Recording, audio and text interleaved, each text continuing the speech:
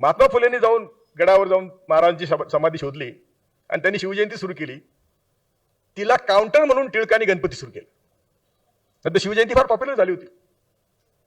टिळकांनी गणपती सुरू केला आणि तुमच्या डोक्यामध्ये पुन्हा देवाधर्माचं खूळ घातलं. आणि मग त्यास का केलं असं? तर सगळे ब्राह्मण एकत्र झाले टिळकांच्या मीटिंग यांच्या खाली आणि सांगितलं की स्वातंत्र्य मिळालं तर हे फ्रँचाईज व्होटिंग, सगळे व्होटिंग होणार, सगळ्यांना मतदानाचा अधिकार मिळणार आणि आपण तर 1% म्हणजे विषारी ब्राह्मण 1% कमी आहेत. म्हणून तुम्ही ब्राह्मण धर्म सोडा आणि त्याला हिंदू धर्म नाव द्या. बाकी त्यावेळेस आम्ही जाणारच होतो ना.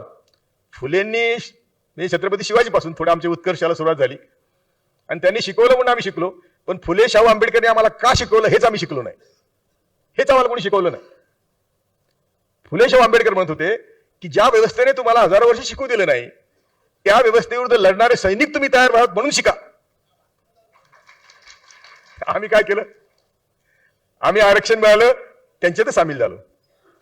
आम्ही शिकलो त्यांच्यातच सामील झालो. मग त्यांच्याकडे बघायला लागलो. आम्ही त्यांच्याकडे मुगा घ्यायला लागलो. आमच्याच लोकांना आम्ही लाथा मारायला लागलो. कारण आम्हाला शिकवलंच नाही. अरे बेटा तू शिकला कशासाठी? की ज्या व्यवस्थेने तुला शिकू दिलं नाही, तुझ्या बापजात्यांना शिकू दिलं नाही, संपत्ती ठेवू दिली नाही, त्यांच्या विरुद्ध लढण्यासाठी तुला शिकवलं आम्ही.